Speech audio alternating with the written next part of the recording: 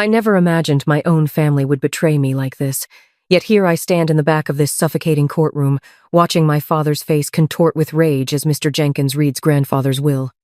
The mahogany-paneled walls seem to close in with each word, and the musty air grows thicker with tension.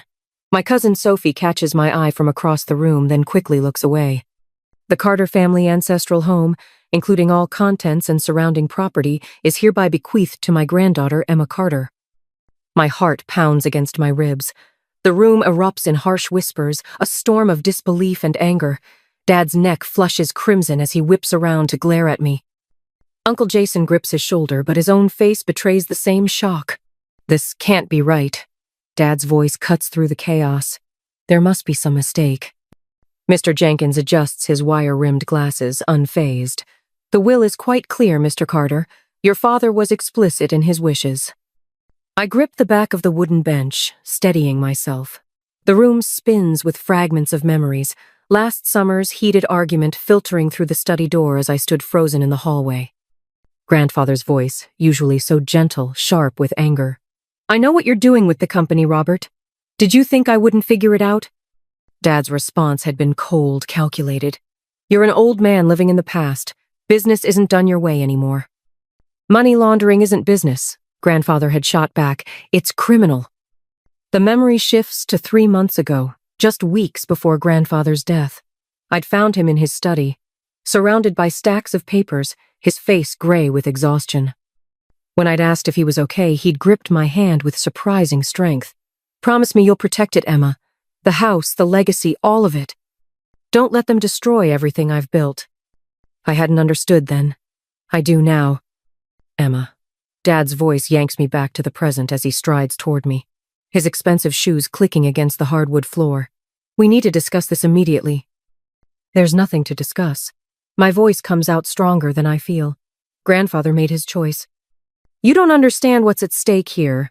His words carry a threat beneath their surface. Uncle Jason hovers behind him, conflict etched in the lines around his eyes. The house needs to be sold. The market is perfect right now, and I have buyers lined up. Another memory flashes. Dad's construction company office late one night last month, voices carrying through the thin walls as I'd waited to drop off some paperwork. A man I didn't know speaking in urgent tones. The feds are starting to ask questions, Robert. We need that money cleaned, and we need it fast. My stomach churns. You mean your money laundering operation needs the cash? The words escape before I can stop them, quiet enough that only he and Uncle Jason can hear. Dad's face pales. Watch your mouth, he hisses. You have no idea what you're talking about. But I do. I've seen the signs for months. The mysterious meetings, the shell companies, the way money disappears and reappears through his construction projects. Grandfather saw it too. That's why he did this. The house isn't for sale. I straighten my spine, meeting his gaze. Not now, not ever. You ungrateful little... Dad lunges forward, but Uncle Jason pulls him back. Robert not here, Jason mutters, his eyes darting around the crowded courtroom.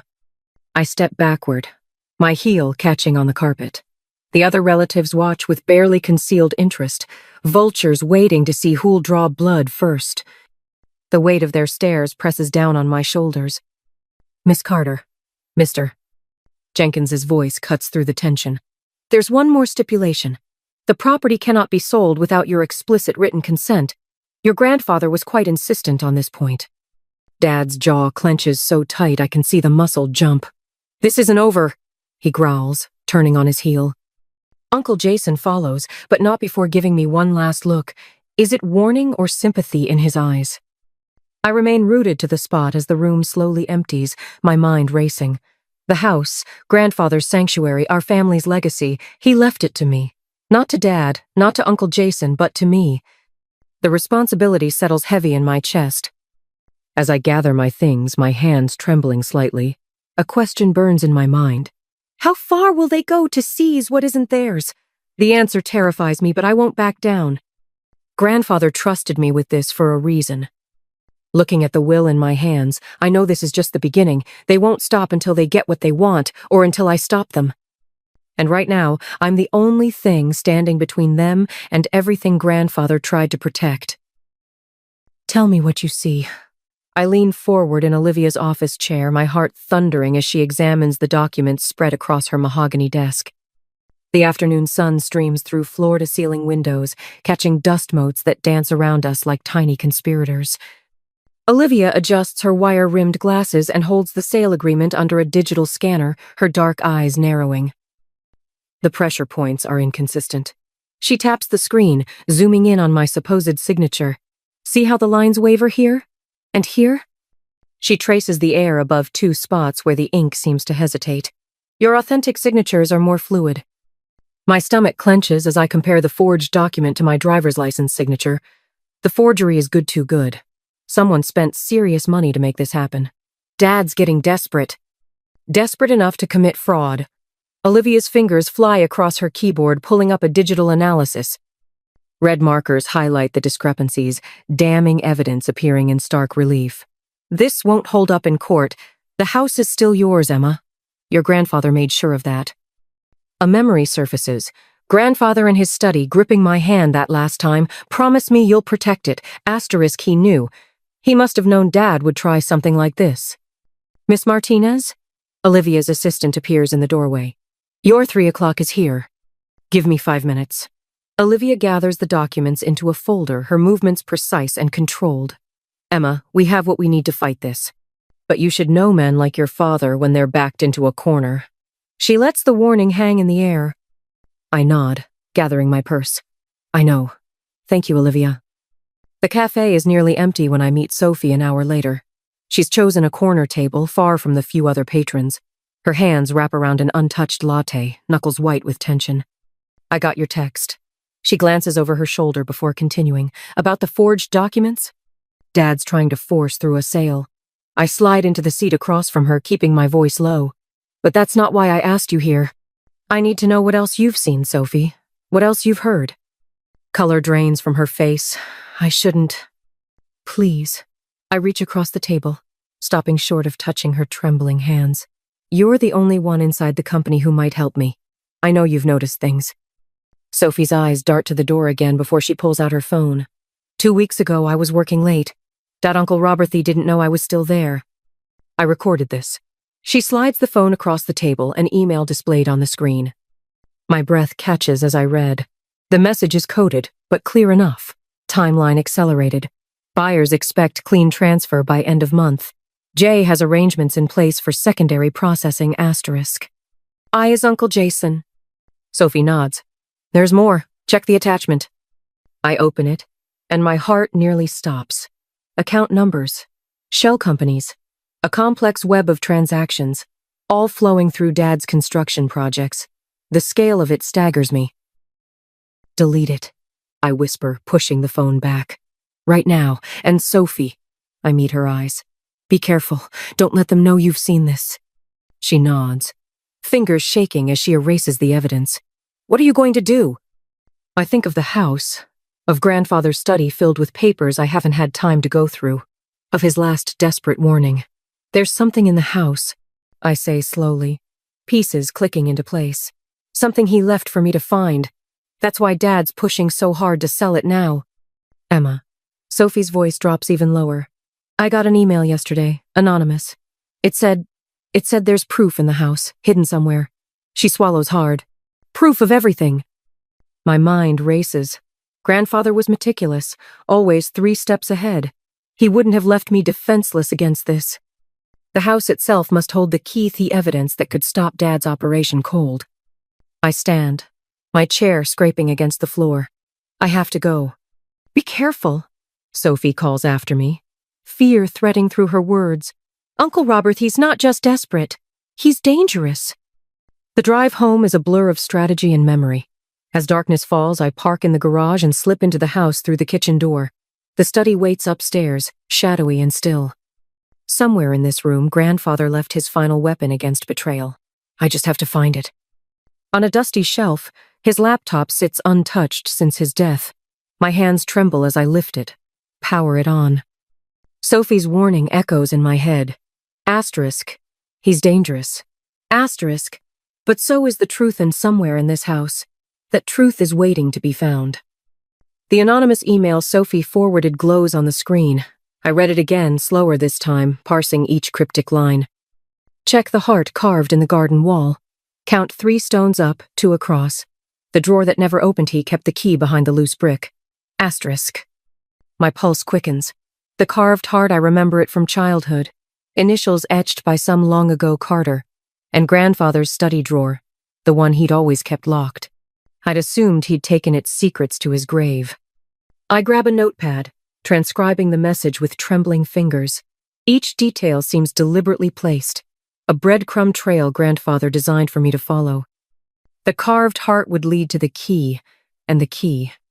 A floorboard creaks somewhere in the house. I freeze, finger hovering over the print button. The sound came from downstairs, too heavy to be settling wood. Someone else is here. Quickly, I hit print and close the laptop. The printer whirs to life, too loud in the silence. I snatch the paper, fold it, and slip it into my pocket. Another creak, closer now. Footsteps on the stairs. My heart hammers against my ribs as I edge toward the study door. One question burns in my mind, urgent and terrifying. What evidence did grandfather hide that's worth breaking in to find? The footsteps reach the landing. I kill the desk lamp and press myself against the wall, praying the darkness is enough to hide me. Tomorrow I'll follow grandfather's trail of clues. But first, I have to survive tonight. The warehouse stench of mildew and rust fills my lungs as I crouch behind a stack of rotting wooden crates.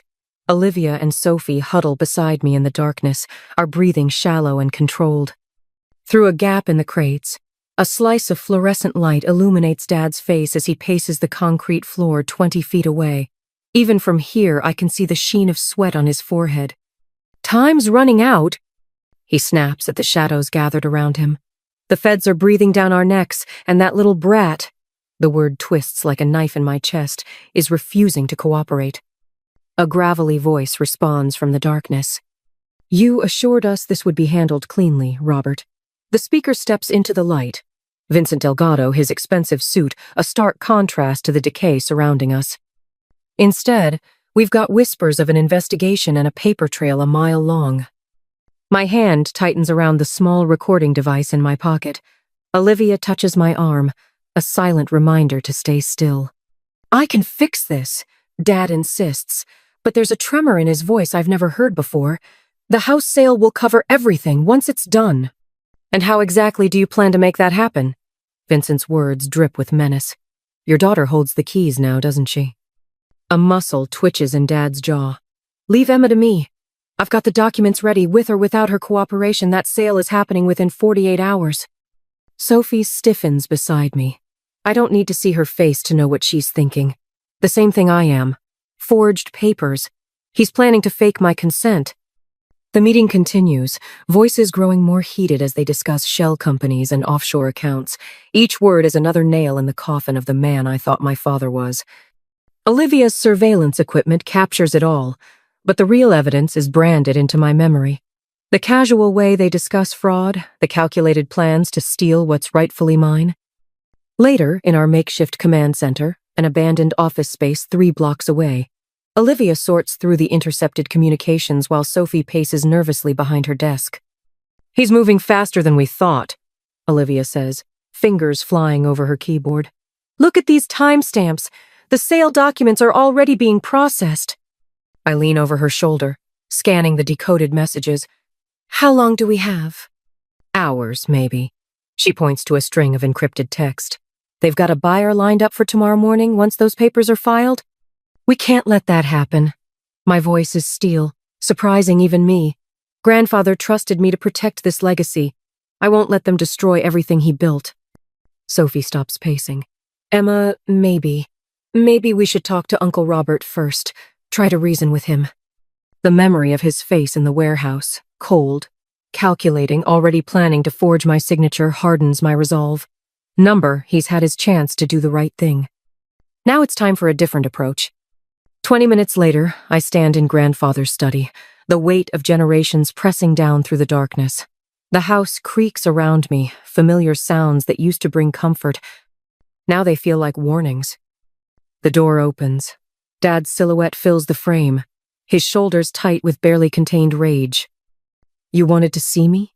His voice is carefully controlled, but I can hear the storm brewing underneath. Yes.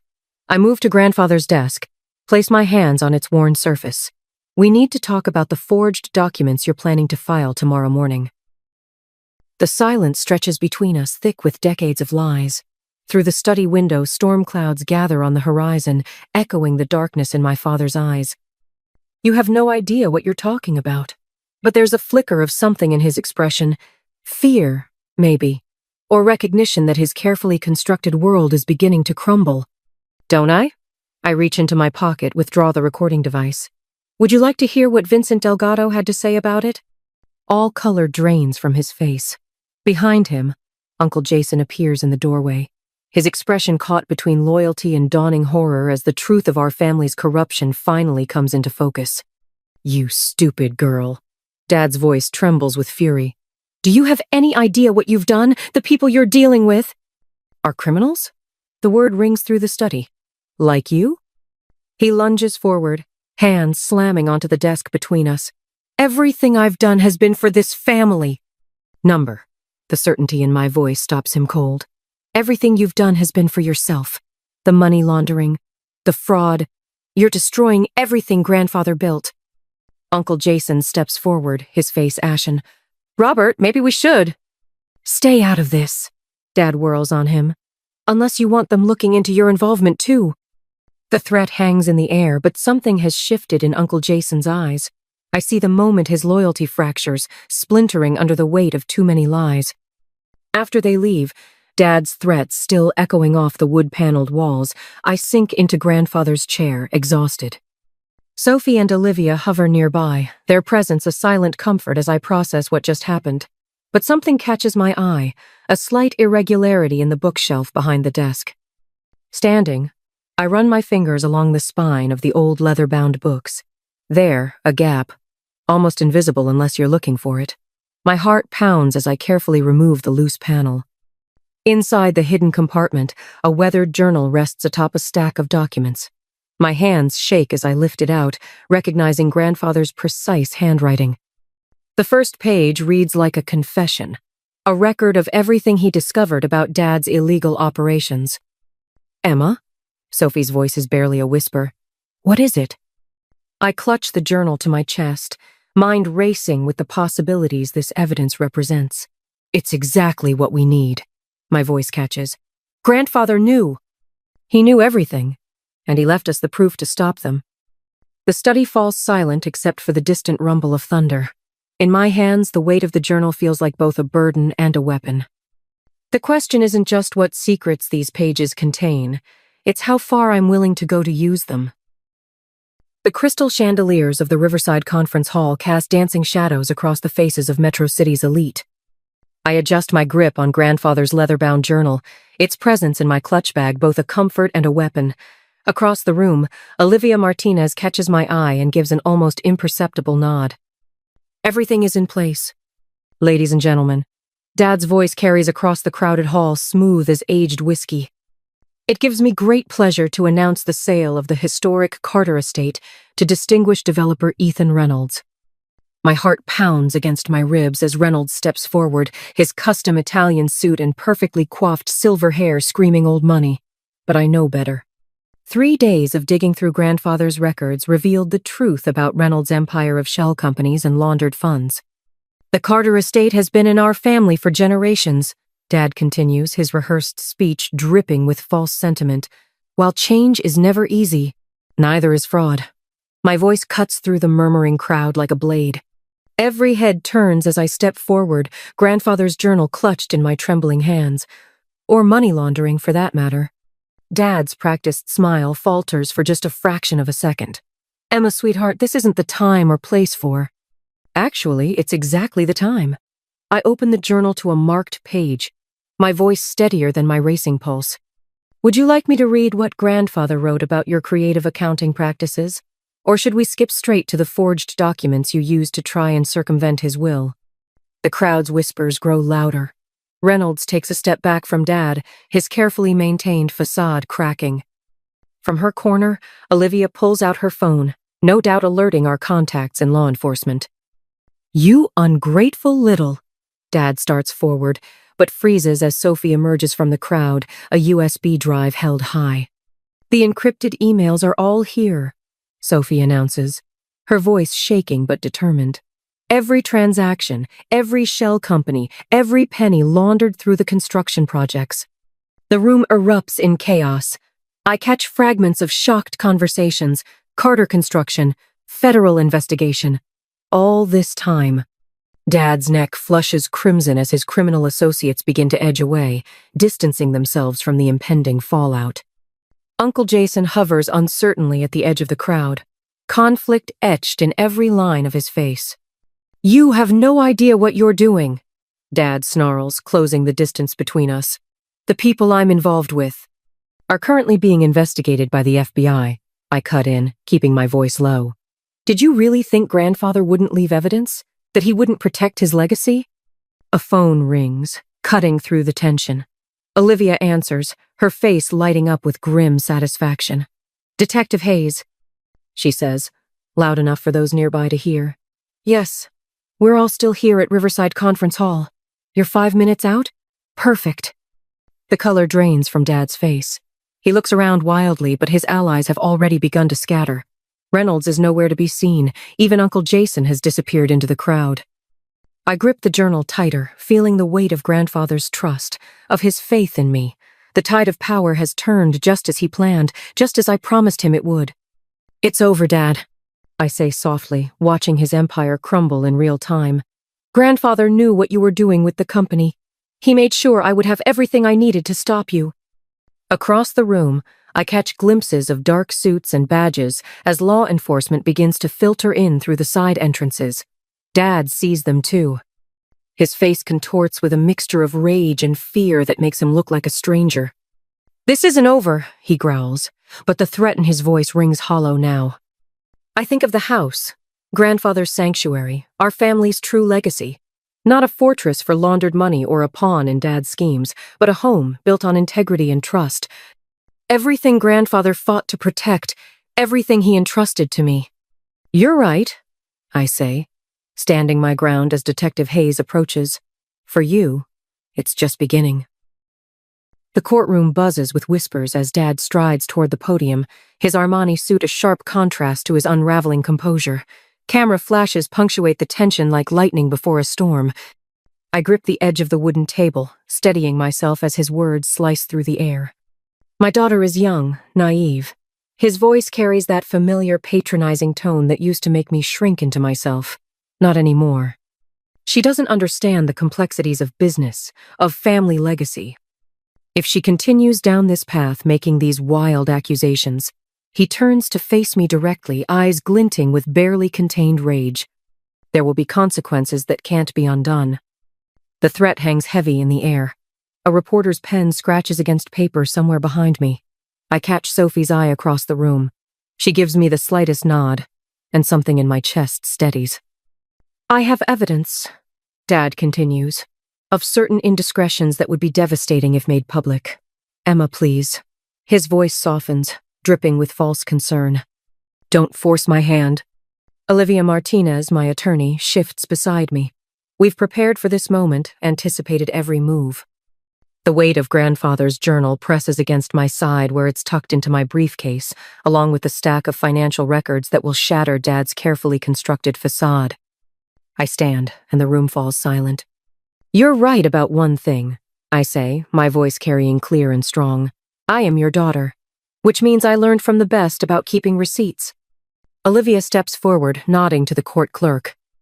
The projector hums to life, and the first document appears on the screen, a detailed spreadsheet tracking money movements through shell companies, each transaction highlighted in damning red. This is a record of funds flowing through Carter Construction's subsidiary accounts. Olivia explains, her professional tone masking the bombshell she's dropping. "Note the pattern of deposits and withdrawals, each carefully structured to avoid detection." Dad's face drains of color. Uncle Jason, seated in the front row, leans forward with widening eyes. "But that's just the beginning," I continue, pulling out Grandfather's leather-bound journal. "This contains detailed observations of every suspicious transaction, every late-night meeting, every shell company created over the past 5 years. Grandfather didn't just suspect what you were doing, Dad. He knew. He documented everything. The journal trembles slightly in my hands, not from fear, but from the surge of adrenaline coursing through me. Dad takes a step forward, his composed mask cracking. "You're making a mistake," he hisses, low enough that only those closest can hear. "Everything I did was to protect this family's future." "Number," I meet his gaze. "Everything you did was to protect yourself." Olivia advances to the next slide. Copies of forged documents bearing my supposed signature, authorizing the sale of the house. The evidence we've gathered laid bare for all to see.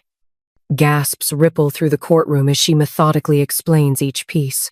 The forensic analysis proving the forgery, the intercepted emails discussing the scheme, the network of offshore accounts waiting to receive laundered funds. Dad's criminal partners shift uncomfortably in their seats. I recognize some of them from those suspicious meetings at the construction office. Men in expensive suits who now look like they're calculating their fastest escape routes. "Miss Carter," Judge Reynolds' voice cuts through the tension. "These are serious allegations. Mr. Carter, do you wish to respond to this evidence?" Dad's jaw clenches so tight I can see the muscle jump. The same tell he had that day in the study with Grandfather. His silence speaks volumes. "Your Honor," Olivia continues, "we have Detective Marcus Hayes of the Financial Crimes Unit present and prepared to testify about the ongoing investigation into these matters." Something snaps in Dad's eyes. He spins toward Uncle Jason, who's already half rising from his seat. "You told them," he snarls. "You spineless." "Order!" Judge Reynolds' gavel crashes down. But it's too late. The carefully maintained veneer of the respected business leader crumbles as Dad lunges toward his brother. Courthouse security moves in swiftly, and I watch my father, the man I once admired, once feared, being restrained as Detective Hayes approaches with handcuffs at the ready. The cameras flash faster now, capturing every moment of his undoing. I remain standing, my heart pounding, but my voice steady as I speak one final time. "The house stays in the family, Dad. Just not your version of it." Uncle Jason rises slowly from his seat, his face ashen. The entire courtroom holds its breath as he makes his way to the center of the room. His hands shake as he straightens his tie. "I need to make a statement," he says, voice rough. "About the forgery. About everything." His eyes meet mine, filled with a mixture of shame and relief. "Emma's telling the truth. I helped Robert create those documents. I watched him build this whole scheme, and I did nothing to stop it." Sophie steps forward next, her heels clicking against the hardwood floor. "I have testimony as well, Your Honor. Dates, times, conversations I witnessed. The threats made against Emma when she refused to comply." The room erupts in chaos as Detective Hayes moves forward, officially placing Dad under arrest. The charges ring out clear and damning. Money laundering, fraud, conspiracy, forgery. Each word, another nail in the coffin of his reputation. I watch as they lead him away, his shoulders finally slumping in defeat. The man who once towered over my world now seems smaller somehow. Behind me, I hear the rapid-fire clicks of camera shutters, documenting every moment of this public reckoning. The judge calls for order, but I barely hear him. My mind is already racing ahead to what comes next. The questions that will need answering. The legacy that will need rebuilding. Grandfather's words echo in my memory. "Promise me you'll protect it, Emma. The house, the legacy, all of it." I did, Grandfather. But standing here in the aftermath, watching the family I knew crumble and reshape itself, I can't help but wonder, what will rise from these ashes? The house is safe, the truth is out, but the real work, the work of healing, of rebuilding, that's only just beginning. Dawn spills through the restored stained glass windows, painting the foyer in fragments of amber and sapphire. I run my fingers along the freshly polished banister, breathing in the scent of lemon oil and history. The grandfather clock in the corner, the one that marked so many Carter family moments, ticks steadily, a heartbeat restored. "Miss Carter?" Jorge, the restoration supervisor, approaches with a tablet in hand. The last of the historical photographs have been mounted in the East Wing gallery. I follow him down the hallway, where dozens of black and white photos now line the walls in gleaming frames. There's Grandfather at 20, standing proud in his army uniform. Another shows him breaking ground on his first development project, the one that launched the family business legitimately, before Dad corrupted it. My throat tightens as I spot a photo I'd almost forgotten. Grandfather and me in his study, heads bent over his collection of rare first editions. I was 12 then, oblivious to the storm brewing in our family. The archival glass will protect them from UV damage, Jorge explains, but his voice fades into background noise as memory washes over me. 3 months ago, I stood in this same spot, watching federal agents escort Dad out in handcuffs. His face had been a mask of fury and disbelief, the expression of a man who never imagined his schemes would unravel. The evidence in Grandfather's journal had been irrefutable, each detailed entry revealing another layer of Dad's money laundering operation. The memory dissolves as Olivia's heels click against the hardwood floor. Everything's official, she announces, waving a stack of documents. The title's clear and the preservation trust is ironclad. No one can ever force a sale of this property again. Thank you. The words feel inadequate for everything my attorney has done, but she waves off my gratitude with a warm smile. Sophie appears in the doorway, a box of old photographs in her arms. Found these in the attic. Thought they might fit the gallery. My cousin, no, my friend now, sets the box down carefully. It's amazing in here, Emma. Uncle Frank would be proud. The three of us move to the living room, where morning light streams through newly restored windows. The antique furniture, each piece chosen by Grandfather over decades, gleams with fresh polish. On the mantel, his collection of vintage fountain pens catches the light. I'd found them tucked away in his study, along with the journal that changed everything. Hard to believe this was the same house, Sophie muses, sinking into a leather armchair. Remember how dark it felt during the will reading? Now it's like it can breathe again. I finish, understanding exactly what she means. Olivia spreads the trust documents on the coffee table. The community outreach program is ready to launch whenever you are. 3 local families have already applied for the educational grants. My chest swells with something that feels like purpose. The house will never again be a fortress of secrets and lies. Instead, it's becoming what Grandfather always envisioned, a place of learning, growth, and second chances. Through the bay window, I watch volunteers preparing the garden for tomorrow's community gathering. They're planting wildflowers in beds where nothing grew for years, the colors a riot of purple, yellow, and white against rich soil. One bed has been reserved for the rose bushes Grandfather loved, the ones Dad ordered removed years ago. They'll bloom again next spring. The Grandfather clock chimes 10, its sound resonating through rooms no longer choked with tension and deceit. Each note feels like confirmation, like Grandfather's voice saying, "This is what I protected it for, this is what I knew you could do, asterisk." I move to the window, pressing my palm against the cool glass. The morning sun illuminates every corner of the property, from the restored Victorian greenhouse to the winding gravel paths. No more shadows, no more secrets, just light, possibility, and the steady foundation of truth that Grandfather helped me build. Ready for tomorrow? Sophie asks, joining me at the window. I nod, watching a monarch butterfly drift through the garden. Ready for everything that comes next.